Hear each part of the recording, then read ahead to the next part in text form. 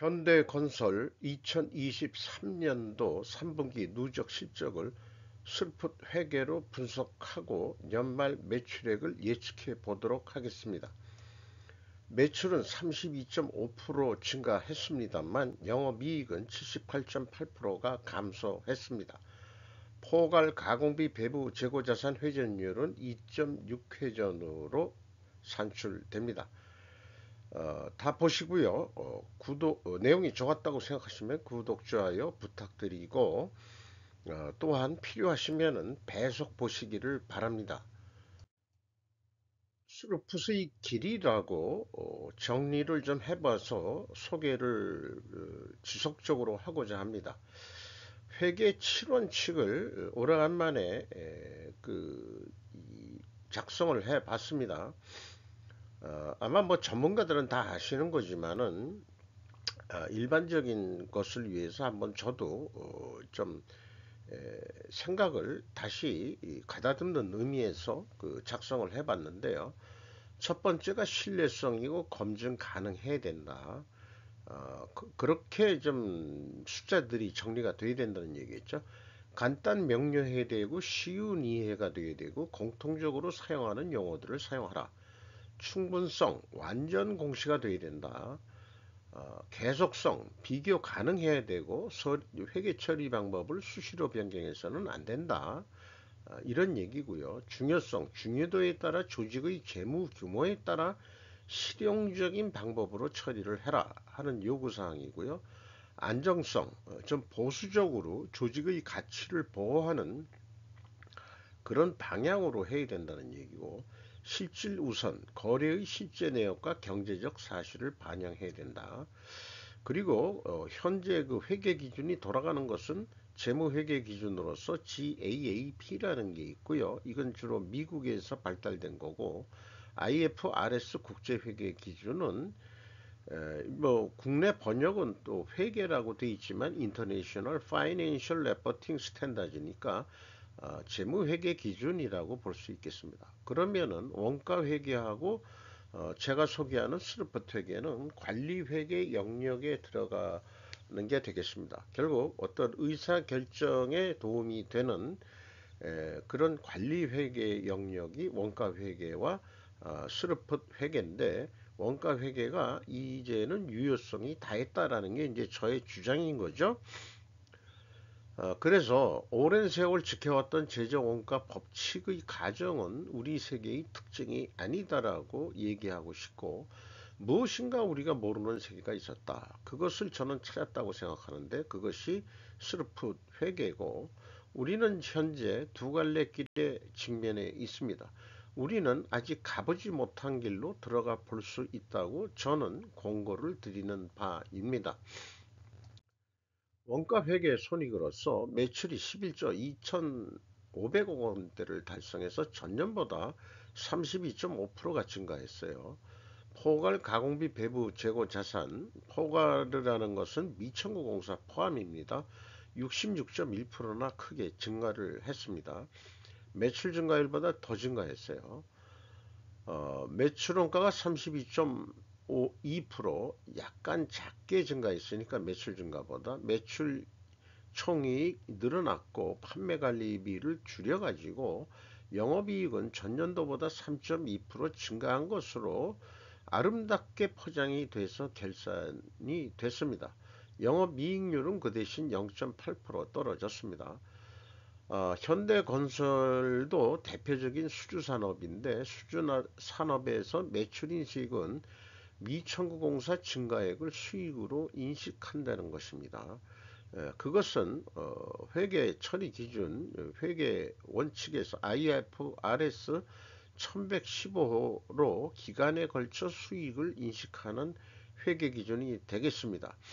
공사가 2, 3년 걸리다 보니까 비용이 많이 들어가는데, 아직 이 준공검사라든지 아니면은 중간에 기성고라고 그러죠.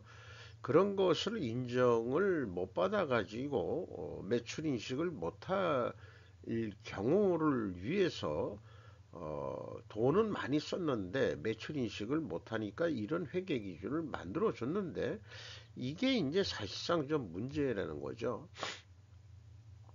그냥 제공품으로 둬야 될 것 같은데 미천국 공사를 미완성 공사라고 할 수 있겠죠. 그 건설업에서는 이렇게 됐는데 스루폿 회계로 가기 전에 지금 말씀드린 대로 if 만약 미천구 공사 증가액을 매출로 인식하지 않았다면 그러면 어떻게 결산이 됐겠느냐 하면은 매출은 9조 6,840억 원대가 돼가지고 19.7% 증가하고 어, 가공비 배부 재고 자산 이거 완성 주택도 있고 미완성 공사 두 가지가 들어가 있는데요.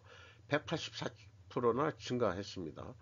매출 원가가 더 증가했죠. 이것은 변동되는 게 없습니다.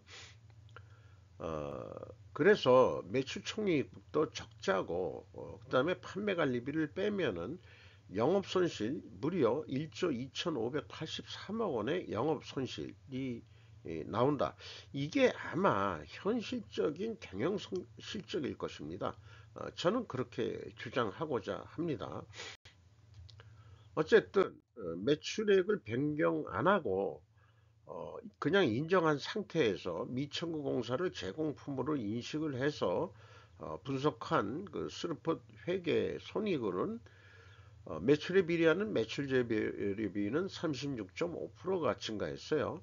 매출 증가율보다 4.1%더 증가했기 때문에 이것은 사실상 이 추론이 아니고 가공 비율을 가정해서 역산해서 낸 거기 때문에 자재 및 외지비 가격이 상승했다고 가정한 그런 결과이기도 합니다. 수르폰율이 2.4% 떨어졌고요. 운영비용이 31.9% 크게 증가했습니다. 생산성 떨어졌고 영업이익은 484억 원뿐이 나오질 않습니다. 원가회계 영업이익보다 무려 2,567억 원이 적은 수치입니다. 이것은 가공비 배부 재고자산이 크게 증가했다는 뜻이 되기도 하겠고요. 그래서 WCAI 408억 증가했고 미천구 공사가 1조 5,630억 원이나 증가를 했습니다. 이것이 이제 수익으로 인식이 돼서 매출이 증가하게 된 건데 스루폿 입장에서는 이것을 그 포괄 제공 어떻게 생각하면 미완성 공사분에 들어가야 되는 거다. 저는 그렇게 좀 주장을 하고 싶은 거예요.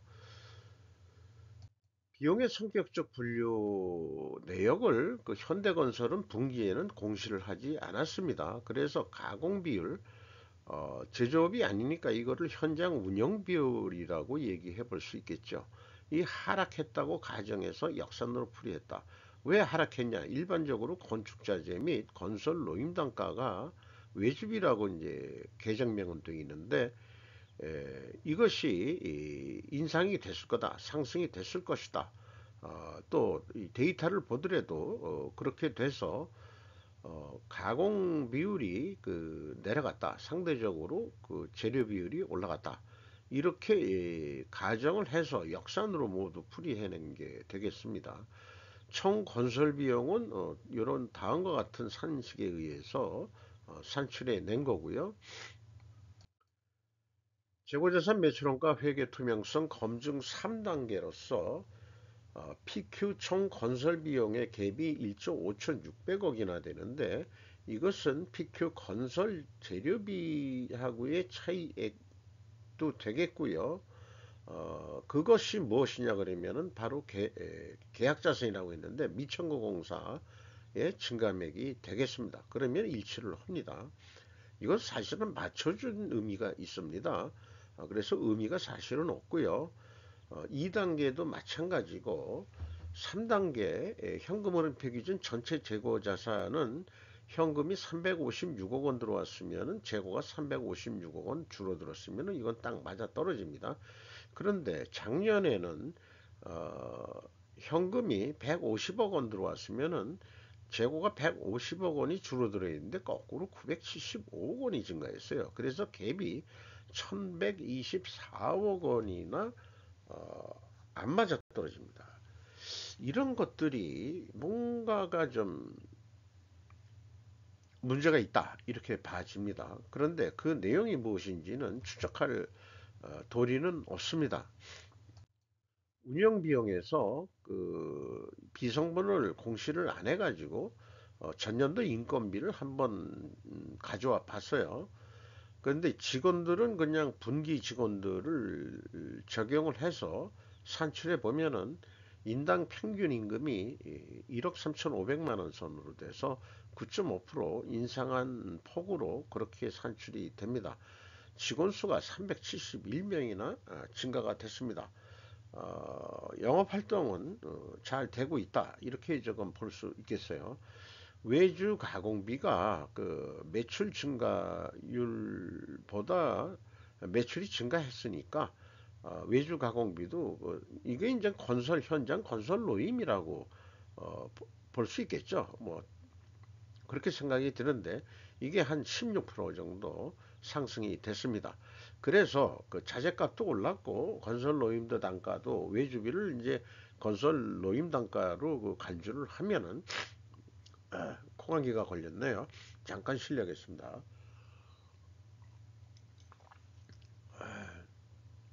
그냥 넘어가겠습니다. 경영평가 지표로서 포괄 가공비 배부 재고자산 회전율은 2.6회전으로 0.5회전이 하락했습니다. 스르픈율도 하락을 했습니다. 이렇게 동일 방향이면 투명하게 가정을 합니다. 이자부채 레버리지율은 5.5%가 증가해서 추가 차입이 있었다는 얘기고요. 이자 보상 비율이 9.6배로서 내려갔죠. 현금 버퍼율도 내려갔고 투하자본 이익률도 2.5%나 내려갔습니다. 앞서 경영평가 지표에서 이 추론한 바에 의하면은 투명회계 개연성 가정을 세우게 되는데 투명회계도 입증을 해야 되는데 원재료 및 매주비 가격 상승과 수주 판매 가격 하락으로 입증해야 됩니다. 아까 그 외주비가 그 16% 정도 증가했는데 단가도 그 비례 정도로 증가할 수, 뭐 정확한 건 아니겠지만 물량에 따라서 변경이 되는 겁니다만은 건설 작업량에 따라서 어, 노임 단가 분명히 올랐죠. 인건비도 오르고 그러는데 원재료 가격도 일반 자재 가격이 오른 것도 이제는 이제 뭐 상식으로 되어 있습니다. 그래서 이렇게 그 입증을 하면 됩니다. 이건 이제 충분 조건 논리로 그 설명을 한 거고요. 근데 이제 제조업에서는 이제 추가 입증 자료로서 그 수량에 의한 재고 회전율을 추가로 제시하라 이렇게 되어 있는데 건설업은 건별 프로젝트 성격으로서 수량으로 산출하기는 좀 어렵겠습니다. 그래서 원재료 가격, 건설 자재 가격을 보면은 단순 평균으로 5.7% 상승했습니다. 철근하고 강판유, 레미콘, 시멘트 이런 것들이 뉴스에도 한번 나왔지만은 시멘트 가격도 올랐고 레미콘 가격도 올랐다. 그래서 건설업체들이 뭐 그 저항을 했대는데 어쨌든 올랐습니다. 에, 단순 평균으로 이게 이제 이 가중 평균을 해야 되는데 에, 얼마를 샀는지 매입 비중을 뭐 그 객관적인 데이터가 없기 때문에 가중 평균을 뽑기는 어렵습니다.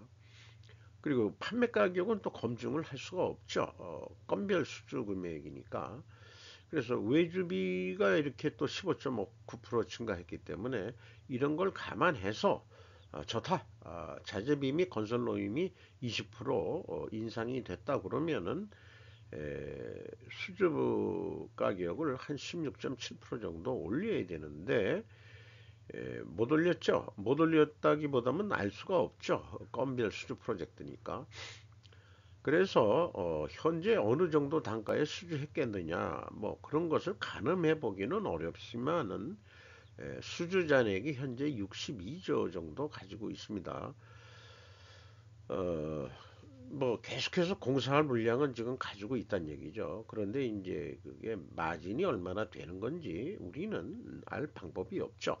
이렇게 2, 3년 전 거를 2, 3년 분량을 그 수주를 해놓고 공사를 하다가 음, 예상에 의해서 이제 계약을 땄을 거 아니에요? 그런데 이제 건설 자재 가격이 폭등을 했든지 노임 단가가 폭등을 했든지 그러면 이제 적자가 나게 되는 거죠. 어, 그래서 아까 이 미천구 공사를 매출로 인식을 안 했다고 한다면은 무려 적자는 1조 원대를 넘는 적자가 현실적인 건설업의 형편일 거다. 저는 그렇게 의견을 내고 싶습니다. 원가 회계 개념으로 연말까지 매출을 예측해 보면은 14조 원 정도를 할 것 같습니다. 그리고 그 재고가 25% 정도 증가한다고 가정을 했을 때 요것은 저기 미천공사 포함해서 그렇게 증가를 한다 그러면은 1조 3천억 정도의 이익이 날 것이다. 그런데 그 재고를 25% 줄인다고 한다면은 적자로 6,300 한 70억 정도 적자가 날 것이다. 그러니까 재고를 안 줄이고 미천공사를 계속 수주한 게 많으니까 진짜는 어떤지 모르지만 계속 이 정도 아직 청구는 못했지만 이 정도 공사는 끝냈다.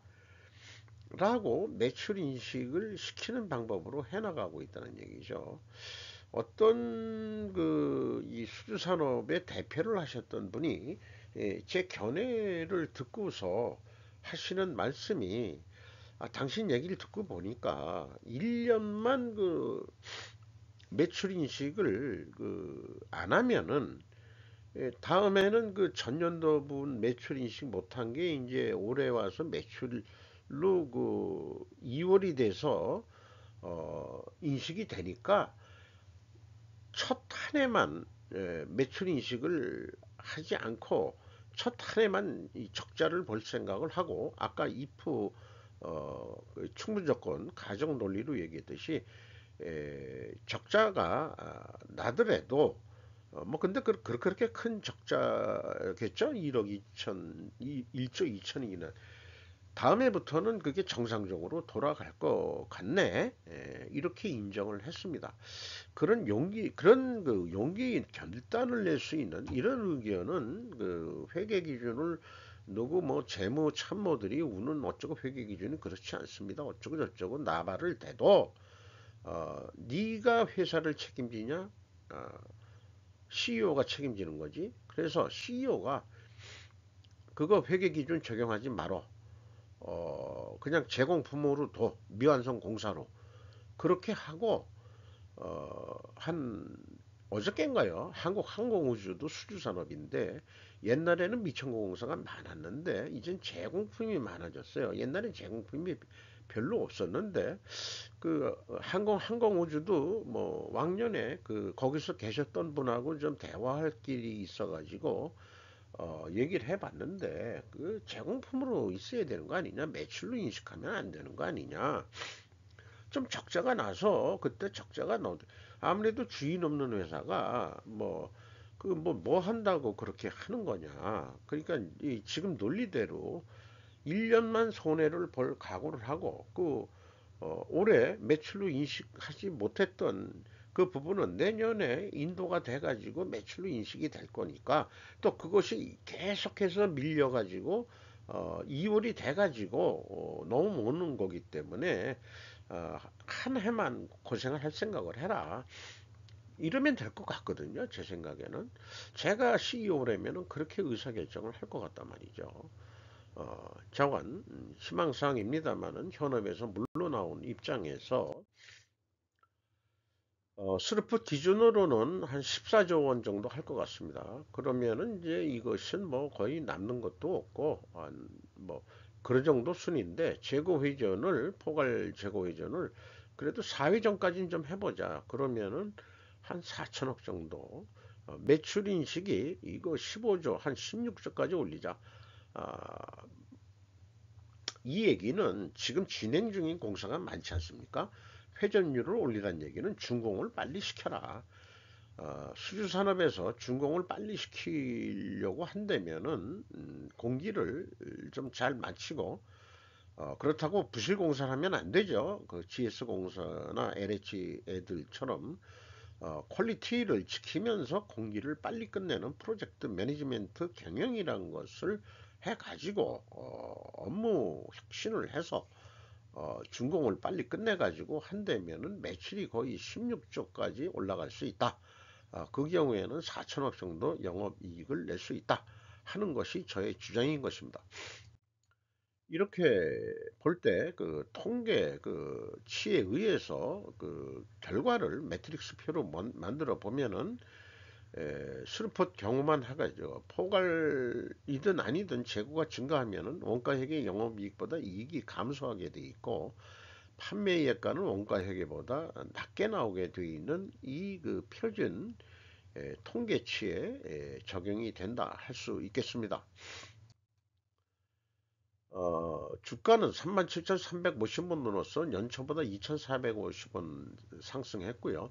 장부 가격 대비 62% 선반이 되질 않습니다. 현대건설이 현대모타그룹의 이 계열사로서 현대차가 20.95%, 기아가 5.24%, 현대모비스가 8.73%, 연금공단이 8.45%, 외국인이 22.6%나 들어와 있습니다. 이상 현대건설 3분기 실적을 분석하고 매출을 예측해 봤습니다.